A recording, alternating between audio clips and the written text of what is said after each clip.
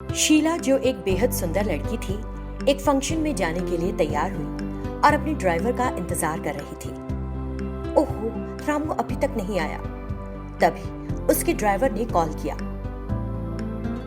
Hello madam, आज मैं काम पर नहीं आ पाऊंगा, मुझे ठीक नहीं लग रहा है। जब ड्राइवर ने ऐसा कहा तो वो आगे कुछ नहीं कह सकी। उसने खुद ही कार चलाने का निर्णय लिया। शाम 4 बजे के बाद वो अपने घर से निकली थी। जब शहर के बाहरी इलाके के एक हाईवे से गुजर रही थी, अचानक झटके खाकर उसकी कार रुक गई। ओहो, अब ये भी अभी होना था। अब मैं क्या करूं? उसने कार को कई बार शुरू करने की कोशिश की, लेकिन कुछ नहीं हुआ। वो स्टार्ट नहीं हुई। उसे समझ में नहीं आ रहा था कि क्या करे। शाम के तकरीबन 6 बज गए थे। अंधेरा होने लगा था। इस वजह से उसे डर सा महसूस हुआ। वहां कोई भी नहीं था। उसे कार को शुरू करने की कोशिश बेकार लगी, इसलिए वो कार के पास में खड़े होकर लिफ्ट मांगने लगी। लड़की होते हुए भी किसी ने उसकी मदद नहीं की। आज का दिन बड़ा खराब है। क्या हो रहा है यहाँ, कुछ समझ नहीं आ रहा। शीला को बहुत फिक्र होने लगी। तब तक बहुत अंधेरा हो चुका था। तभी जगन, जो एक साइकिल पर जा रहा था, उसके पास आया। शीला ने देखा तो घबरा गई। उसे नहीं पता था कि वो कौन है और क्या चाहता है, लेकिन जगन ने अपनी साइकिल अलग रखी और पास आया। क्या हुआ मैडम, क्या आपको कोई मदद चाहिए? जब शीला कहने में हिचकिचाई। डरिए मत मैडम, मेरा नाम जगन है। मैं आपकी मदद के लिए आया हूँ। मैं एक कार मैकेनिक भी हूँ। पता नहीं क्या हो गया, कार अचानक झटके खाकर रुक गई। जगन ने तुरंत कार का बॉनेट खोला, टूल किट निकाला, इंजन खोला और जांच की। उसने टॉर्च जला ली, जो वो अपने साथ लेकर आया था, और शीला को उसे पकड़ने के लिए कहा। 5 मिनट बाद, कार अब ठीक है मैडम, अब आप आराम से जा सकती हैं। कार के ठीक होने से शीला को राहत मिली। उसने अपने पर्स से कुछ पैसे निकालकर जगन को देने चाहे। मुझे ये नहीं चाहिए मैडम। ऐसा मत कहो, अगर तुम मदद नहीं करती तो मुझे अपनी हालत के बारे में सोचकर ही डर लग रहा था। मैंने आपके लिए कोई काम नहीं किया, सिर्फ मदद की है। जब मैं किसी परेशानी में होता हूँ तो लोग भी मेरी मदद कर देते हैं। अगर कभी आप किसी को परेशानी में देखें तो मुझे याद करके उसकी मदद कर दें। जगन अभिवादन करके वहां से चला गया। शीला जगन की अच्छाई के बारे में सोचकर बड़ी खुश थी और कार ड्राइव कर रही थी। उसे जोरों की भूख लग रही थी। तभी उसे एक ढाबा दिखाई दिया। उसने अपनी गाड़ी पार्क की और ढाबे में जाकर एक चेयर पर बैठ गई। तभी एक गर्भवती औरत हल्के से मुस्कुराते हुए उसके पास आई। आप क्या लेंगी मैडम? मुझे रोटी के साथ कोई करी दे दो। वो औरत उसी मुस्कुराहट के साथ वापस चली गई। इसके चेहरे से बिल्कुल नहीं लग रहा कि ये किसी परेशानी में है। इसकी मुस्कुराहट में कितना सौंदर्य है। हमें ऐसे लोगों से सीखना चाहिए। लगता है उसकी डिलीवरी डेट जरूर बहुत करीब है। मुझे इसकी मदद करना चाहिए, जैसे कि जगन ने कहा था। तभी वो औरत वहां आई और उसने उसे चपाती दी। शीला ने चपाती खाकर उसको बुलाया और उसे 2000 का नोट दिया। वो अंदर जाकर 2000 के छुट्टे लेकर आई। इसी बीच शीला ने रुपयों की एक गड्डी टेबल पर रखी और वहां से चली गई। उस औरत को लगा कि सुशीला अपने पैसे वहां भूल गई है और छुट्टे पैसे और नोट की गड्डी के साथ बाहर आई। तब तक शीला अपनी कार में बैठ चुकी थी।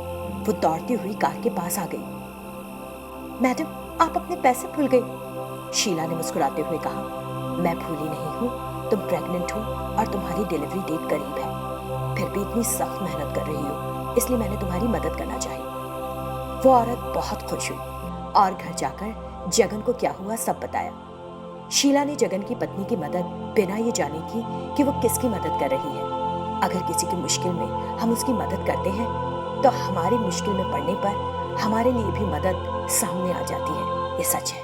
13वें भाग में आपने देखा कि सिरिशा और चंद्रिका घर वापस जा रही थी। इसी बीच कोई जोर जोर से चीखता हुआ उनकी तरफ आया। वे बुरी तरह डर गईं। लेकिन ये कोई और नहीं बल्कि चंद्रिका का बड़ा भाई युवराज था। सिरिशा, चंद्रिका, क्या तुम लोग मुझसे डर गई? भाई, इस तरह अचानक आने से तो कोई भी डर जाएगा। मैंने तो सिर्फ तुम्हारे मजे लेने के लिए किया था। कहाँ से आ रही हो बहनों? तब सिरिशा ने युवराज को सब कुछ बताया। सुनकर युवराज ने चंद्रिका से कहा, अरे चंद्रिका, मुझे नहीं पता था कि तुम अपने दिल में इतना दुख समेटे हो। कैसे फिर चेहरे पर हमेशा मुस्कुराहट झिलमिलाती रहती है? जब मैं जीवित थी हमेशा अपने परिवार को परेशानियों में घिरा देखा। मरने के बाद खुश रहना चाहती हूँ, इसलिए दुख को दिल ही में रखती हूँ, बाहर नहीं आने देती। लेकिन दुख तो हर पल सालता है। रो मत चंद्रिका, जो हुआ सो हुआ, उसे भूल जाओ, इस पल में खुश रहो। वही तो मैं कर रही हूँ भाई। इसीलिए तो मैं कहता हूँ कि चंद्रिका बहुत अच्छी लड़की है। अच्छा सुनो चंद्रिका, अपने घर आने दोगी मुझे? वो मेरा घर नहीं है भाई, हमारा घर है, आप जब चाहे आ सकते हैं। फिर तीनों घर गए। शेखर ने उन्हें देखा तो पूछा, चंद्रिका, शिरीषा, कहाँ चली गई थी तुम दोनों? मैं इतनी देर से इंतजार कर रहा हूँ। तब युवराज ने शेखर से सारी बात कही। शेखर को चंद्रिका का अतीत सुनकर बहुत दुख हुआ। फिर उन्होंने खाना खाया और एक साथ बैठे। यहाँ सभी की अपनी एक कहानी है, मेरी कहानी भी कम दुख भरी नहीं। आप ऐसे क्यों कह रहे हैं भाई? क्या हुआ? मेरा बाप एक जादूगर था। उसने मुझे बचपन में ही मेरी माँ से दूर कर दिया।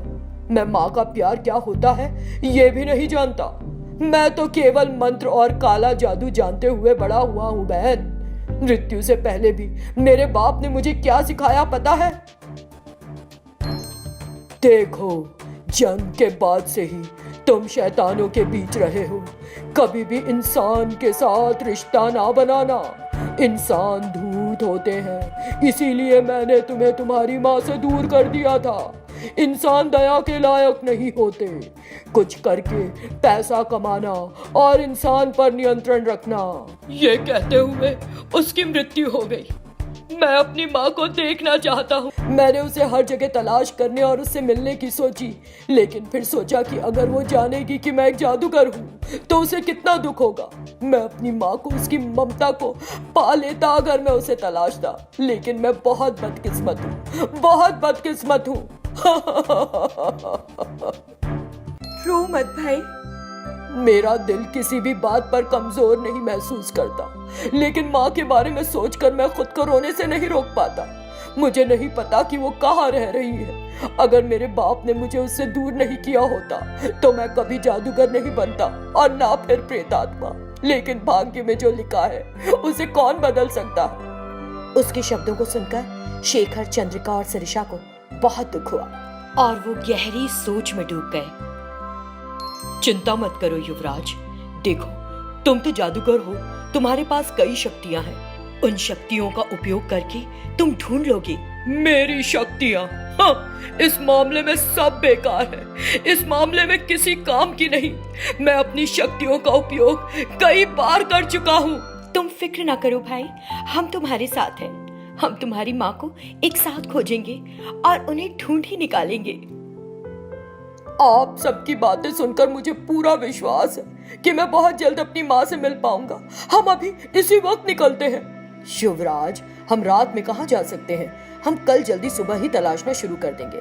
आज आराम करो और अच्छी नींद ले लो। मैं इस मामले को प्रेतात्माओं के मुखिया को भी बताऊंगा। हाँ, उन्हें तो बताना ही चाहिए। वो निश्चित रूप से हमारी मदद करेंगे। फिर उस रात सब लोग सो गए। अगले दिन वे मुखिया के पास गए और उन्हें सारी बात बताई। ये सुनकर वे भी युवराज की माँ को खोजने के लिए तैयार हो गए। उस दिन से सब युवराज की माँ की तलाश में लग गए। क्या युवराज अपनी माँ को ढूंढ सका? क्या सबकी मेहनत रंग लाई? जानेंगे शैतान चंद्रिका के अगले भाग में।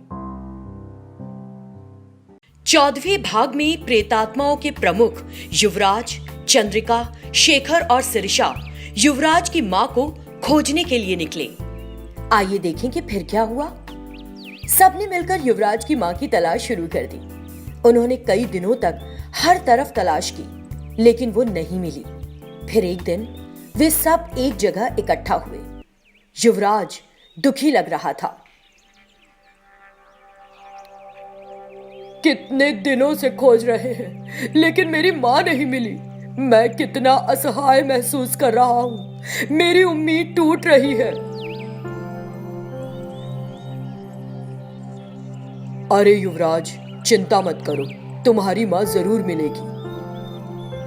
अब तक मुझे विश्वास था कि वो हमें मिल जाएगी, लेकिन अब मैं उम्मीद खो चुका हूँ चचा। चिंता मत करो भाई, आपके पिता ने कभी ना कभी कुछ तो जरूर कहा होगा आपके मूल निवास के बारे में। जरा दिमाग पर जोर डालें। मेरे बाप ने मुझे कभी कुछ नहीं बताया। अगर बताया हो तो हम शुरुआत में उसी जगह जाते, हमें इस तरह भटकना नहीं पड़ता। बात तो सही है भाई। लेकिन हाँ बहन, मुझे एक बात याद आ रही है। मेरे पिता मुझे एक बार सिंगारेनी गांव ले गए थे।